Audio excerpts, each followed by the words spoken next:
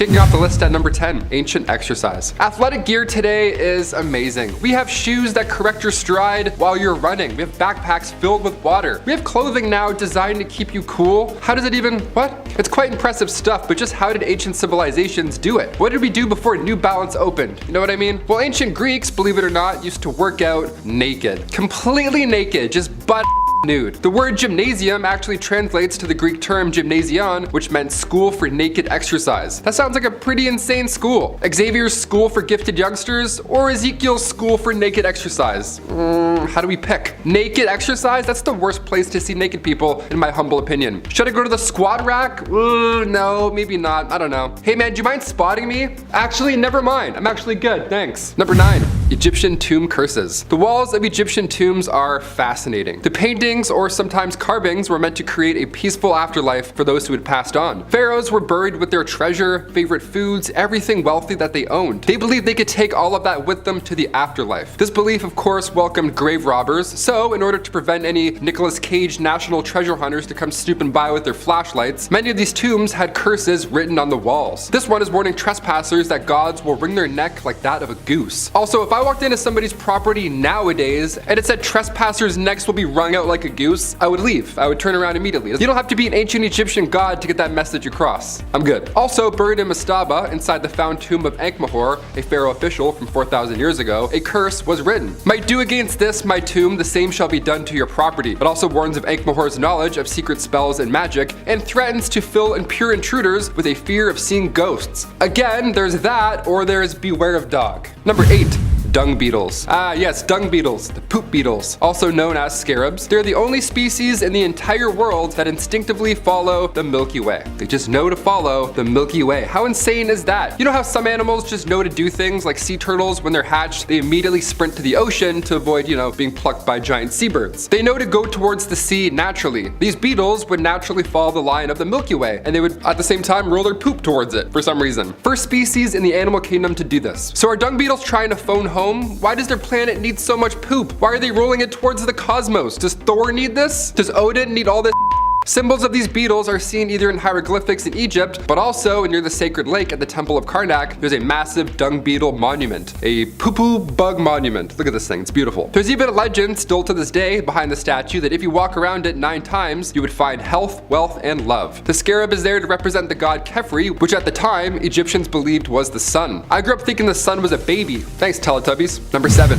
Weak wine. When we think of ancient Greeks, we think of wine and parties and apparently naked exercise, right? But was it really a drunken festival of love all the time? Did they rock and roll all night and party every day? Ancient Greeks rarely drank wine without diluting the hell out of it first. The water to wine ratio was something like 4 to 1. 4 to 1! That's insane. That's basically just water. That's crystal light you're drinking. I guess it's a good thing because you don't have to worry about waking up at 4 a.m. dehydrated. The ancient Greeks believed that drinking undiluted wine could cause blindness or insanity.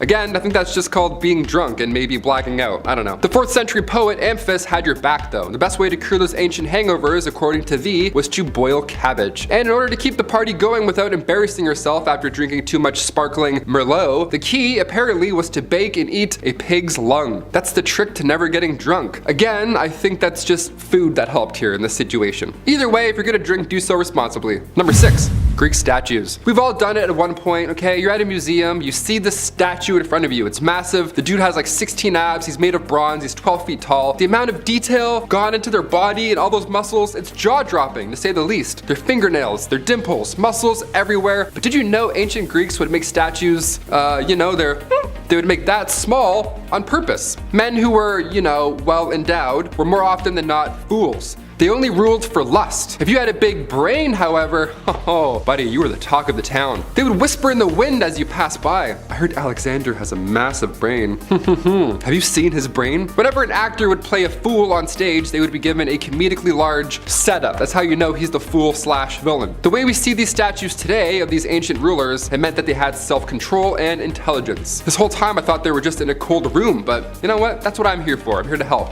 Hit that like button. I'm here to historically help you on your statue knowledge. Number 5. 2020 mummies. Yeah, as if 2020 wasn't stressful enough, here's some more. Turns out we also found a lot of mummies. I'm glad Brendan Fraser's returning to Hollywood, because it sounds like we might need him to suit up again real soon. I don't know. Back in 2020, while we were stuck inside watching Netflix, more than 100 sealed coffins were found in Egypt. These findings date back to 712 BC, which was a period where Egypt was controlled by foreign civilizations like Persians and ancient Greeks. These coffins were still occupied, still untouched, and hidden for thousands of years. The discovery has confirmed that Saqqara was the main burial site of the 26th dynasty, including the first known burial pyramid. That's a scary pyramid. Number 4. Colosseum hecklers. When the Colosseum was built in 80 AD, about 50 to 80,000 fans of Roman sport would just pour in. The energy here was high. This was their only source of entertainment, you know? They didn't have DVDs or anything like that. So some fans would get so into the action that they would heckle gladiators. Well, just like a comedy show, when you heckle, they too can hear you. You're throwing off their entire game, and that's a no-go. It's gonna have to stop. Other people are also here trying to enjoy the same show. Today, a 19-year-old usher will ask you to keep it down a few times before kicking you out. But in Roman Colosseum days, buddy, you didn't get a warning. One of Rome's more violent emperors, Domitian, he was a die-hard fan when it came to the Colosseum and its games. So much so that one guy in the crowd heckled a gladiator one day, and the emperor had him pulled from the audience and then thrown into the center of the arena. And also, no, he did not leave that arena that day. Hey Maximus, smile! Me? Number 3. Crappy jobs. The groom of the stool was perhaps one of the worst jobs to have in the Middle Ages. But it's one of the most important. The groom of the king's close stool was a position created during King Henry VIII's reign. Their job was to wipe the king's behind. Yeah, and if that doesn't sound horrible enough, this poor lad would also have to carry around the king's stool with him on his back, like a backpack, like he's going to school, with a big backpack full of poop. He would also have to monitor the king's meal times, and they would also plan their day around when they thought the king was going to experience a bowel movement. They were just gonna have to wait around until it happens. If I were the king, I would be so anxious if a little dude just started hanging out near me. He's like, hey boss, you feeling all right? You good? A little full? A lot of bread you ate there, eh? Why don't you take a 5? Trust me. Trust me. This job was an honor to have. Sons of noblemen were awarded this role. You would get pretty close to the king, I mean, obviously, but as time went on, these grooms o' stools became secretaries to the king, eventually getting a higher pay and benefits. Number 2. Vatican's secret archives. The archives are 53 miles long. There's around 35,000 volumes of catalog in them, and the Vatican's secret archives are honestly no joke. They're very real, but in order to see them for yourself, it's gonna take some time. Those indexes are not public, hence why I included it in this top secret video. You're welcome. Only scholars can access them after they're 75 years old. Their official purpose is to house official paperwork, and of course it's a treasure trove of anything and everything related to the Pope. It's also full of ancient documents, because I mean, where else do you safely store a letter from Mary Queen of Scots, for example? Yeah, Mary Queen of Scots was killed after serving roughly 20 years in custody, but eventually she was sentenced to death for conspiring to kill Queen Elizabeth I. Before she met her fate, however, she wrote a letter to Pope Sixtus V, literally begging for her life. But evidently, the Pope did not intervene, and on February 8th, 1587, Mary Queen of Scots was executed. You know, letters like that. For example, I've played too much Assassin's Creed, I think, in my life. Vatican letters? I'm on my way, Ezio. Let's do this. Number 1, the less armor, the better. It's 70 AD, it's ancient Roman times, you're walking into the Colosseum, you're feeling hyped, right? You're eyeing down that 8'6" monster in front of you, his name is Gore or something terrifying. If you had to battle these guys, you would want a weapon of some sort. A Nerf bat, give me. Like, I don't care. Literally anything. Weapons in the Colosseum were a necessity, but did you know some gladiators would use nets to fight? Nets. Like they're catching butterflies. This class was referred to as the Retiari. Their combat style was built around the ways of fishermen, hence the nets. Yeah, Popeye versus Maximus. Place your bets, guys. Who's gonna get it? Popeye would for sure f him up. More often than not, these gladiators would use nets and a trident. How cool is that? They would take their time too. They also wouldn't wear any armor. They try and keep it light and be fast. They would take their time avoiding these mighty swings from these colossal warriors and then eventually, you know, tire them out. And then when the time was just right, they would toss a net over them and then proceed to poke them as hard and as fast as they could. They would poke the out of them. It helps to be quick, but if you've seen Game of Thrones, you know spears don't always work. Kicking off the list at number 10. Ancient hockey. Being a Canadian and all, I had to kick this list off with this one. This one kind of hurt my soul, I'm not gonna lie.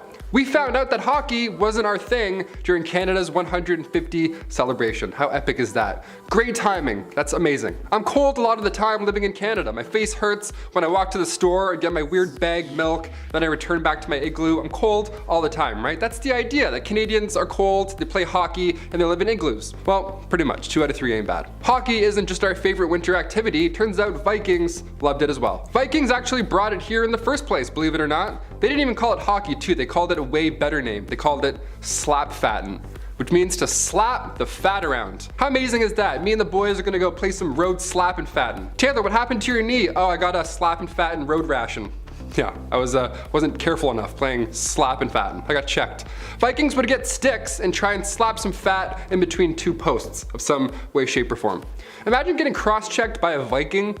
See you later, chest plate. Bye. To the penalty box you go, Bjorg, or whatever your name is. Number 9, government sauna sessions. Over in Finland, they're changing the sauna game. The sauna is considered a national institution, and it's a large part of both Finnish and Estonian cultures. These saunas are commonly found surrounding Finland's lakes, corporate headquarters, and the Parliament House. Yeah, those 3 places, that's where you'll find a sauna. Just naked people hanging out. Saturday in Finland is the traditional sauna day. It's not the day for the boys, it's actually the day for the sauna. We're gonna get our towels for this one. I can't even fit into a bathtub. Also, I look like an octopus trying to escape out of a jar. It's not a relaxing Saturday for this guy at all. I would go to Finland, I would do this. When government leaders can't agree on an issue, they take it to the sauna. In the middle of passing a bill, dudes will just be naked, passing out. Finns describe the sauna as a secret weapon behind their diplomatic advances. It's just, hey, you won't believe number 4. Get naked and get hot. Director of the Finnish Employers Confederation described the ritual, saying that it's easier to discuss problems openly. It's like when you were doing a presentation in class and they would say to imagine everybody naked. Well, this was that played out in real life. Take away the briefcase and tie, you're just a naked dude sitting on a bench talking about inflation. Who are we, you know? We're just a bunch of naked people. We all look stupid. Number 8, ancient eye drops. Does anybody else just sneeze every time they look at the sun? Am I allergic to the sun? Is that it? Is that just me? My eyes are always dry. I think I forget to blink sometimes. I have all the screens around me and all these lights, so maybe all day I'm like, I'm not sure what's going on, but today there's a Visine for literally everything in the book. Eye drops are common now, but written in the oldest book of medicine, the Ebers Papyrus, chock full of ancient Egyptian medical recipes, and it contained old ophthalmic treatment. Even in Egyptian artwork, you can find ancient cataract treatments, like just paintings of this. British archaeologist Austin Henry Layard found these clay tablets from ancient Babylonia around 625 BC, and treatment for dry eyes was a little different than today. Today, all we have to do is and you're good. Back then, they would use chemicals from mixed plants with prayers, essentially. So good luck. One ancient tablet described the treatment at the time, saying, if a man's eyes are affected with dryness, he shall rub an onion, drink it in beer, and apply oil to his eyes. Like, what is it even, huh? Thou shalt disembowel a yellow frog, mix its gall and curd, and apply to the eyes. I don't even know what that means. Like, imagine reading that on a prescription, know what I mean? It's like take twice with food. Also, I need a yellow frog. What is this? Why is this a riddle? What is this? Number 7, ancient shampoo. When my hair grew out over the pandemic, I had a huge wake-up call. I don't know how to handle this. I still don't know. I see it in the prompter here, and I'm like, what do I do? Do I put it back? Do I shave it? I don't know. My whole life, all I knew was the classic 4-in-1 shampoo for guys. You know, it's like conditioner, shampoo, mouthwash, whatever, all in one. Doesn't work. I needed shampoo and conditioner, separate things, okay? It takes time to figure out what works with your flow, with your hair flow, but the ancient Romans, they didn't have time or Head and Shoulders. They would dip their hair in cold water at a public bathhouse, so also ew, and then they would rub and scrape away oils. Lime water was also used to wash your hair, but that was just as useful as lime wire. Sometimes Europeans wouldn't even use water at all to rinse. They would just rub their head with bran before bed and then brush it out with a comb in the morning. Bran, I would be itching my head all night. That's horrible. I used dog shampoo once by accident when I was younger, and honestly, there's something they're not telling us. I felt too good after. I felt too smooth. I was like, wait a minute, this is way too heavy. Number 6, cursed freckles. Oh, this next one hurts. If you have freckles, I'm sorry, but I have to share. There's some people out there that don't like us, apparently. I love my freckles. Every summer they pop harder, better, faster, and stronger. But back in the day, there were some pretty insane methods to get rid of them. I know, right? How could you? Having freckles in ancient Roman times meant that you couldn't participate in your favorite magical rituals. Sorry, Balthazar, I have freckles, I can't come. Having freckles meant that you were impure or polluted. In ancient Greece, having a beauty mark on your cheek meant that a bright future was in store for you. How lucky, must be nice. Medieval Europe, moles or freckles meant that you were for sure a witch. Not as great, that one's not good at all. Ancient China, if you had a red or black mole, that was a good sign, but a brown mole, that was grave warning signs in there. So depending where and when you were, that freckle that you named when you were 7 could have literally changed your life. In places where freckles weren't desirable, sulfur was used daily to get rid of them. No, we don't recommend lathering your face with sulfur here at all. In fact, I think magical rituals are safer than sulfur, in fact. Number 5, sailors' toilets. Life on the sea wasn't easy in ancient times. Even today, you know how hard it is to take a crap on a boat? Have you ever had to use the washroom on a rocking boat? Like number 2, you have to try and wipe. It's just, I don't know, you're doing this a lot. Whale watching's fun and games until your stomach's like, no, you're done, get out. While it's a rockin' and rollin' way of using the loo, how did sailors do it back in ancient times? Was it easier being far away from the general public, and was it helpful that water was just splashing all over the place? Honestly, not really. If you have to use number 2 out in the sea, that's when a tow rag would come into play. Yeah, anytime the word rag's used, I'm like, ooh, you're not in for a good time, my friend. Near the head of the ship, where the toilet was, or rather just a hole into the ocean, there was a single rope with a rag. When it's not being used, or shared rather, the rag would be tossed over the side of the ship, so it would just wash away all the yuck. It would just wash away all day, which is fine, I think. The sharing is caring thing, not on board for, pun intended. Do you fold, do you scrunch, or do you use barnacle rope? Sound off below. Number 4, really old socks. Somebody got me socks as a gift over the holidays, and I'm not gonna lie to you, couldn't be more thrilled. Still the best gift ever. Socks and lip balm, there's nothing you can't do. That's it, that's all you could ever ask for. Socks in ancient Greece were not light on the left and right feet. No, not at all. There weren't neon green athletic socks that you have today. Nothing like that, not even close. Socks came around in the 8th century BC. They were made fresh from animal hairs. This led to Romans tying animal skins around their feet and then tying those together. Cut to the 2nd century AD in ancient Rome, the sock game started to get real. Romans began using fabrics instead of animal skins. Score, it was softer, lighter, and then later in the 5th century, socks were worn only by the most holy. Excuse me while I put on my holy socks. And not in that way, haha. Holy socks, get it? It's a pun, you got it. Socks were associated with the church. They were considered a symbol of purity. You have freckles and socks on, they're like, I don't know what this guy wants. I don't know, he's giving off mixed messages here. Socks would go all the way up to your leg too, a little different than the Vans ankle socks that I'm currently wearing today with my boots. One of them is half off in my foot right now. I can feel it, it's just sliding just away from me as I'm doing this list. Number 3, King Tut. One of the greatest mysteries is of course the history of the young King Tut. The young boy became pharaoh at just age 9.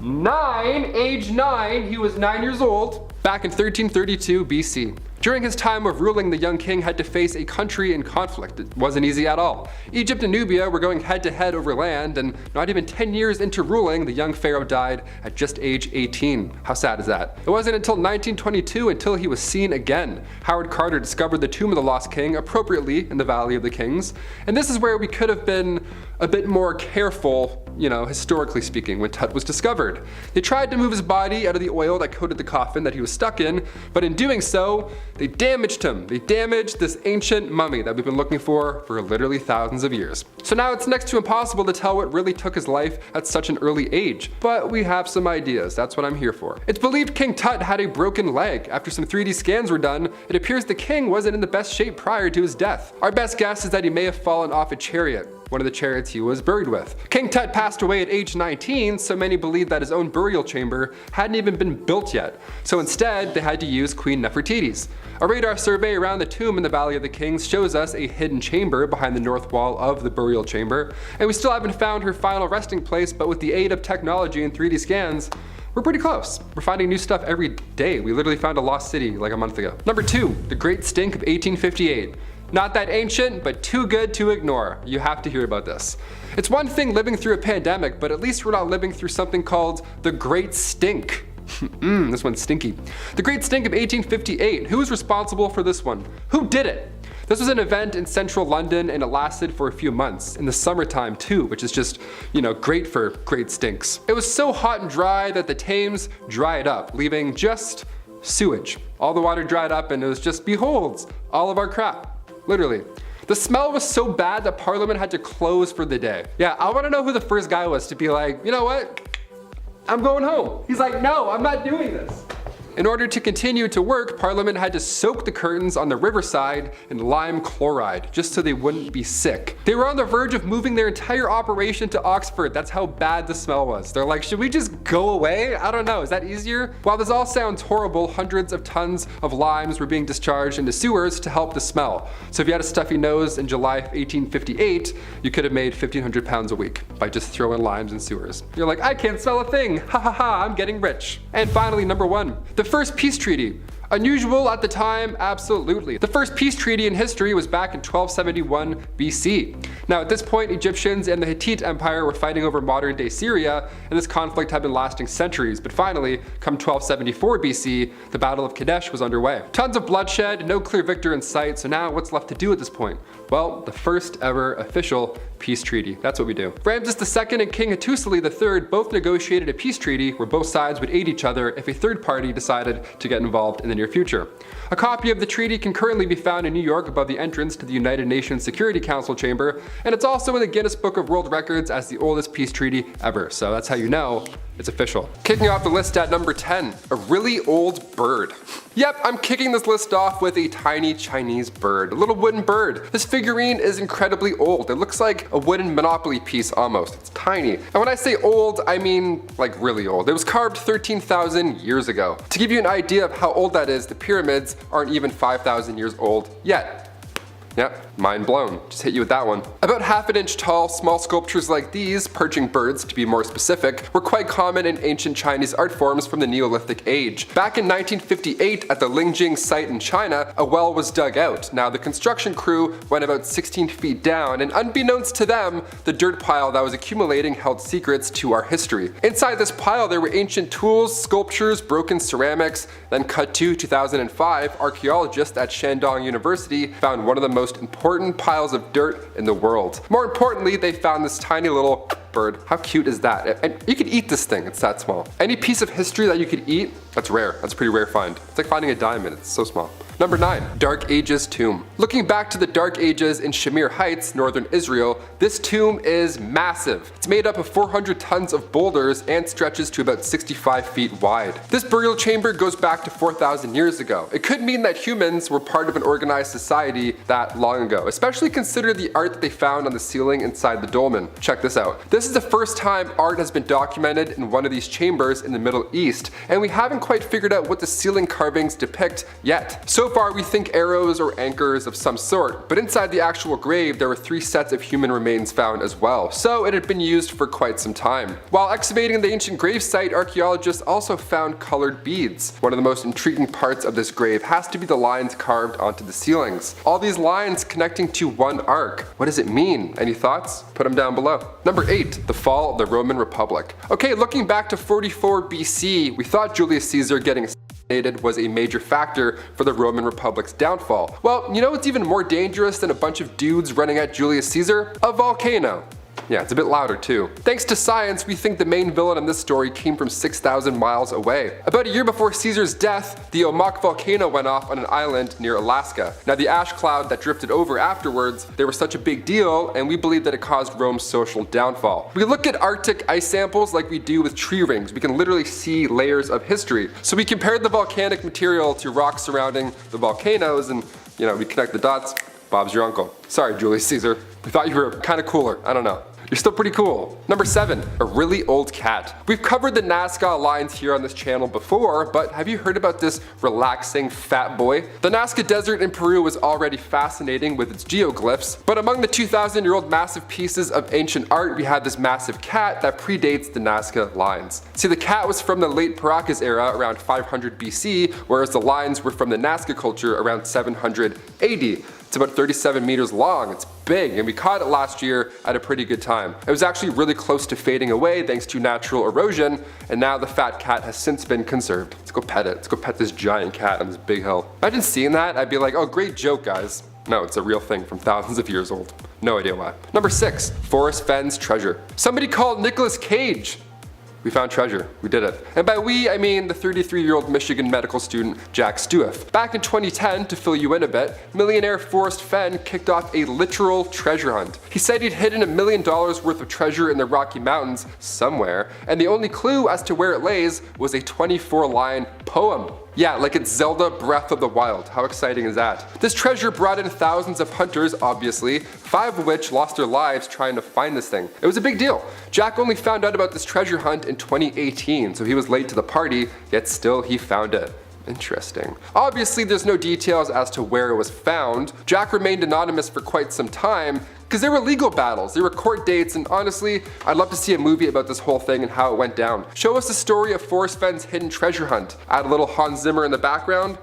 Debit. I'll go see that movie twice. Number 5, Ice Age art. More ancient artwork, this time from the Colombian Amazon. Thing is, unlike other drawings found on the ceilings of tombs, this canvas stretches about 8 miles. The paintings are even more impressive than that. Dating back to 12,000 years ago, these drawings were made near the end of the last ice age. Thousands of paintings, by the way, not just a handful of arrows either. A lot. These were found in 2017, but it was only last year when they went public with their findings. Those findings being paintings of elephants, massive sloths, horses from the Ice Age, snakes, birds, and deer. This is now one of the largest collections of rock art in South America. Pregnant women or the origins of the Ninja Turtles. Number 4, more mummies. Summer 2020. While most of the world was stuck inside watching Netflix, more than 100 sealed coffins were found. And yes, they're occupied. Found of course in Saqqara, Egypt, Egyptian archaeologists have never been more excited. And honestly, I'm pretty jazzed too. Maybe we'll find the body of Cleopatra. Wouldn't that just be dandy? The fact that we found over 100 of these still in great shape is mind-blowing, because grave robbers have been around since ancient Egyptian days, and for all of those to be untouched for this long, crazy. The findings date back to 712 BC, which was a period where Egypt was controlled by foreign civilizations, like Persians and Greeks, and the idea that we're finding mummies is great and all, but I've seen too many Brendan Fraser classics to not be a little concerned at the same time. Please don't open them. I don't know, just leave them. We don't really need to know. Do we? We opened a sarcophagus and like this ooze came out, and now coronavirus is a thing. I'm just saying, do the math. You just check out. Number 3, an ancient zoo. Many moons before the pyramids were even built, Egyptians were visiting petting zoos.